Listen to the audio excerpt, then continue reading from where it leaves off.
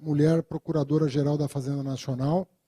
Tivemos a primeira justamente no segundo mandato do presidente Lula e teremos, portanto, a Annelise dirigindo um tema da maior importância, que é a PGFN. O doutor Gustavo Caldas será o subprocurador-geral da Fazenda Nacional e, portanto, estará, a partir de 1º de janeiro, nas mãos dessa dupla, a condução de um tema da maior importância para o equilíbrio fiscal do país. Pouca gente, às vezes, dá importância devida para a necessidade de uma atuação muito fina da PGFN na defesa do Tesouro Nacional, da União, nos tribunais superiores, STJ e, sobretudo, STF. As vitórias que nós obtivemos nas últimas semanas dão prova do quão importante é a atuação da advocacia pública no interesse da sustentabilidade fiscal do país. E eu cuidei pessoalmente da seleção do doutor Gustavo e da doutora Annelise para conduzir a PGFN no momento em que nós vamos estruturar um grupo de acompanhamento do risco fiscal no Brasil. Então, nós vamos nos reunir com a AGU e com o Ministério da Justiça e vamos compor um time que vai ter uma atuação mais firme junto aos tribunais para diminuir risco fiscal das decisões judiciais.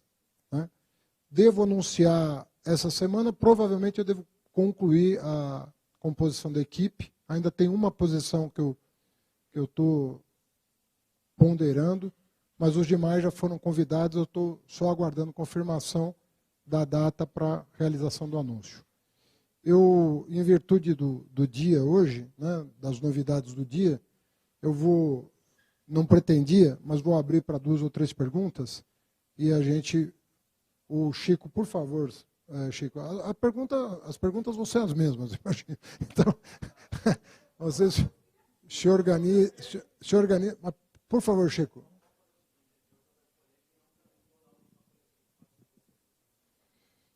Se você puder falar o veículo para eu saber. Valor econômico.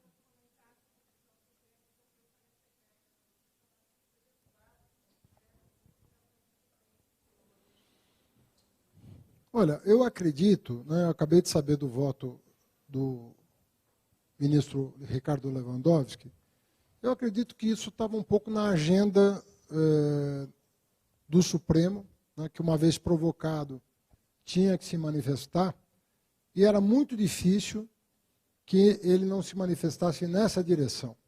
Isso foi tema de campanha, foi tema de debates, e houve a provocação. O Supremo, quando falar, o Supremo está se miscuindo em assuntos do Legislativo. Mas quando ele é provocado, ele não tem como escapar de se manifestar a respeito. Eu entendo que há muitos mecanismos de fortalecimento do protagonismo do Legislativo na condução do orçamento público, com transparência, discricionariedade, aderência das propostas dos parlamentares aos programas governamentais. Quando eu fui ministro da Educação, tinha uma série de programas que eram elaborados a 4 mãos entre Executivo e Legislativo, e eu entendo que o Congresso Nacional pode e deve ter participação na condução da política orçamentária, respeitados esses princípios a que eu fiz referência. Você tem que ter aderência do protagonismo do Legislativo em relação ao plano plurianual, ao planejamento estratégico do país, aos programas aprovados pelo próprio Congresso Nacional, tem que ter uma margem de discricionariedade, transparência, mas eu entendo que é absolutamente possível construir uma alternativa que dê protagonismo respeitados os princípios constitucionais. Então, eu acredito que a partir de hoje começa uma nova etapa de relacionamento em que nós, a julgar pelas declarações que o presidente Lula vem dando a esse respeito, o presidente Lula não tem a menor intenção de retirar a participação do Congresso Nacional na condução dos interesses nacionais.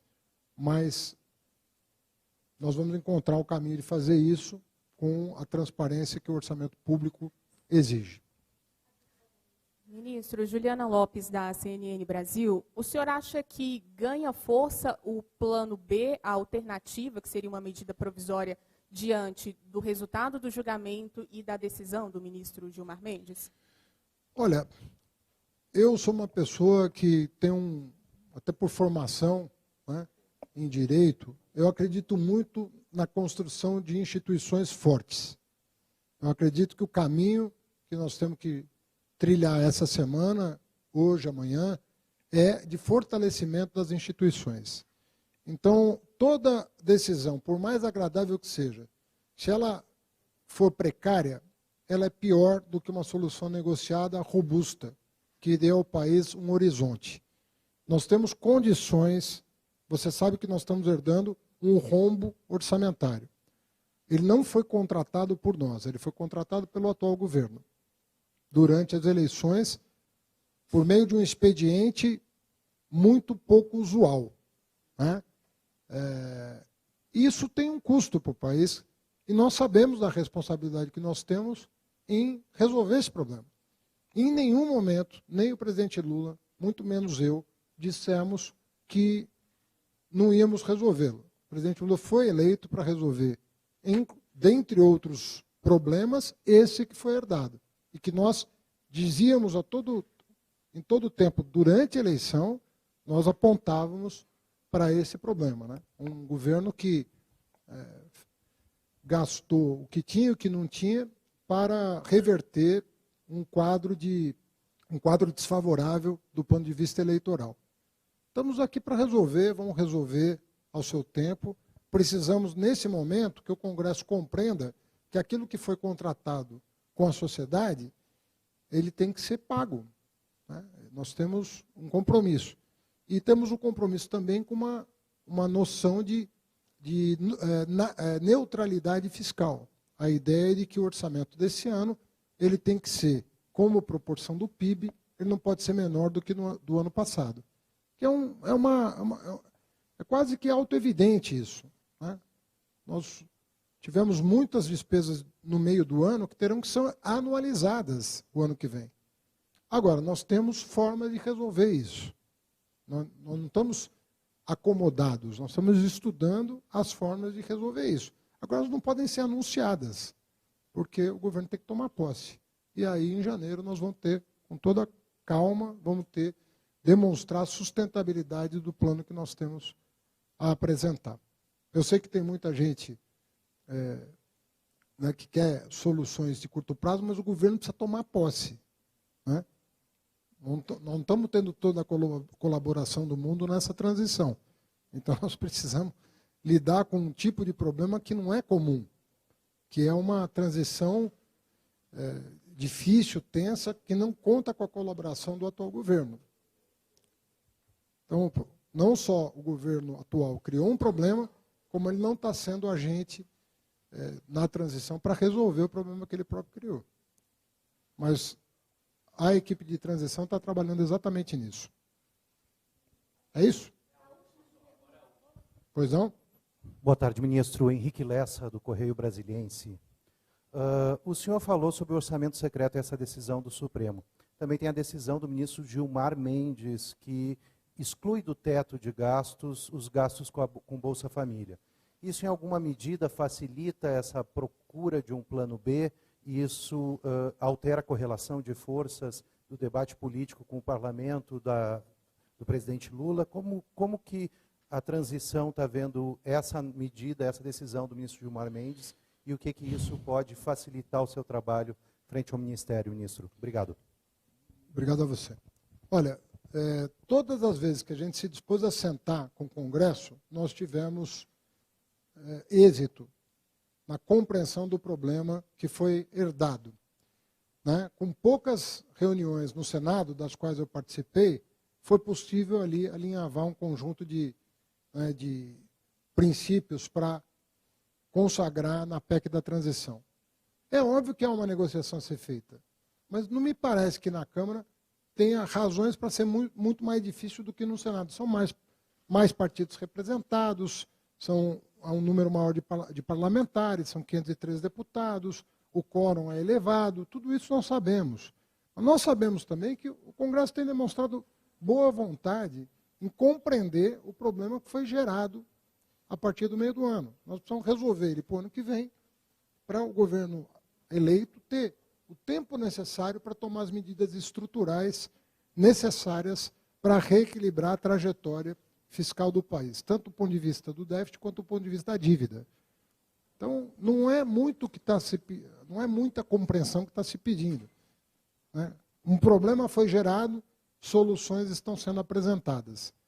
E eu posso te assegurar que é absolutamente possível que no mês inaugural do próximo governo nós já tenhamos um cenário de sustentabilidade das contas públicas. Então, ninguém está pedindo, né? Vão ser medidas, nós vamos ter que tomar medidas profundas, algumas estruturais, como a reforma tributária, mas terão medidas conjunturais também para arrumar a máquina pública. E não é por outra razão que eu estou convidando uma dupla de advogados públicos que tem muito conhecimento para ajudar no esforço que vai ter que ser feito e que depende também do judiciário. Então, ter advocacia pública de qualidade é parte da solução do problema fiscal do país. Tá bem? Ministro, nós temos uma pergunta para a procuradora aqui, ó. Ah, pois não. Deixa eu passar a palavra, então, só para eles falarem, ter uma breve apresentação, claro. E você faz a sua pergunta. Tá bem? Então, doutora Annelise, por favor. Olá. Bom dia. Primeiro, eu gostaria de agradecer ao ministro Fernando Haddad pela confiança, pelo convite. É uma honra para mim. O Gustavo, a gente vai fazer uma dupla. A Procuradoria é um órgão técnico no Ministério que tem, ao longo dos anos, garantido a segurança jurídica necessária para as políticas públicas que são transversais, que vêm dos ministérios setoriais e que acabam necessariamente passando pela Fazenda.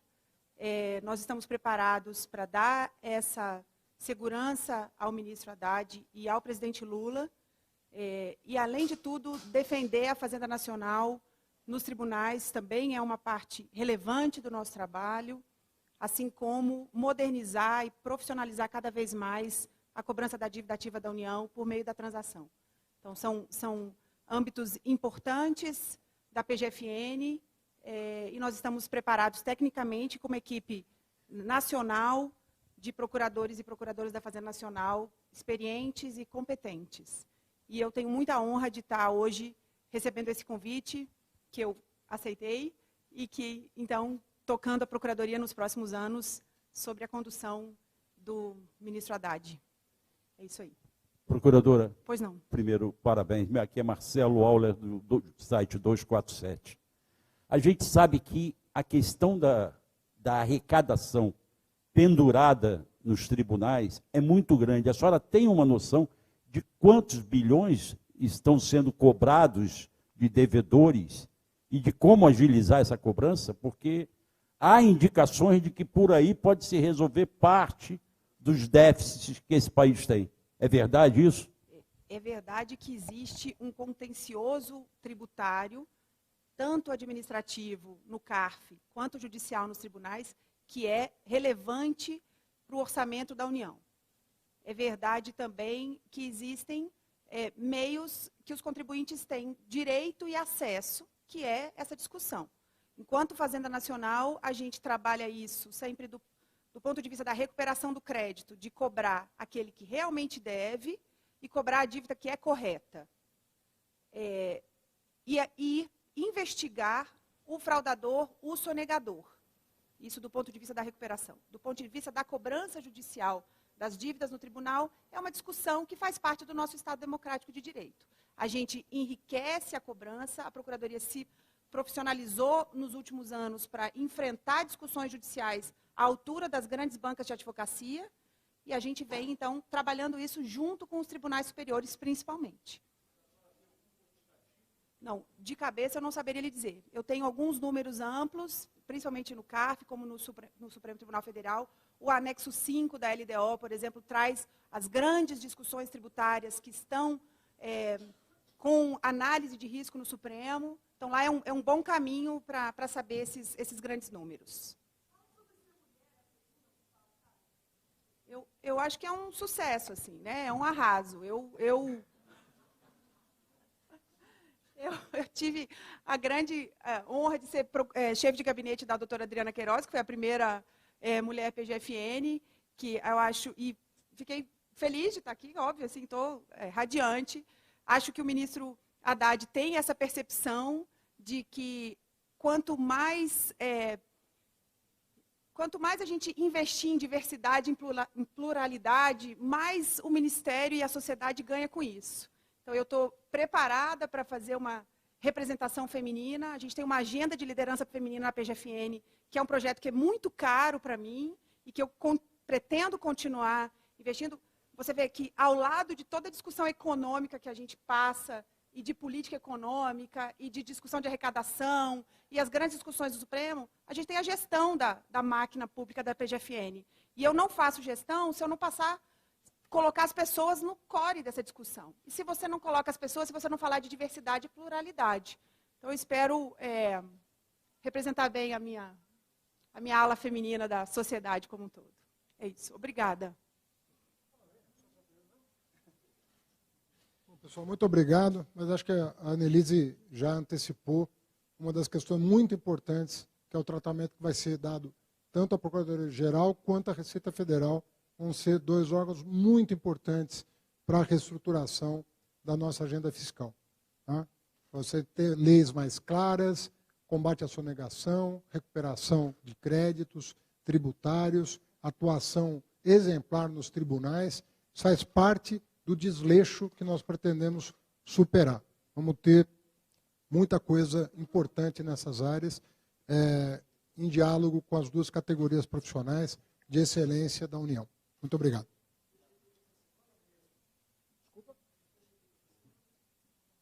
Eu quero fechar, mas você sabe que tem uma série de questões, a pessoa deixar cargo, topar salário mais baixo, mudar para Brasília. E, às vezes, a dificuldade é grande das pessoas aceitarem. Tem gente que está pensando ainda, porque a mudança para Brasília é filho pequeno, é uma série de questões difíceis de equacionar. Mas, até aqui, estou sendo bem sucedido nos convites, estou só aguardando a agenda dos convidados para poder anunciar. Obrigado.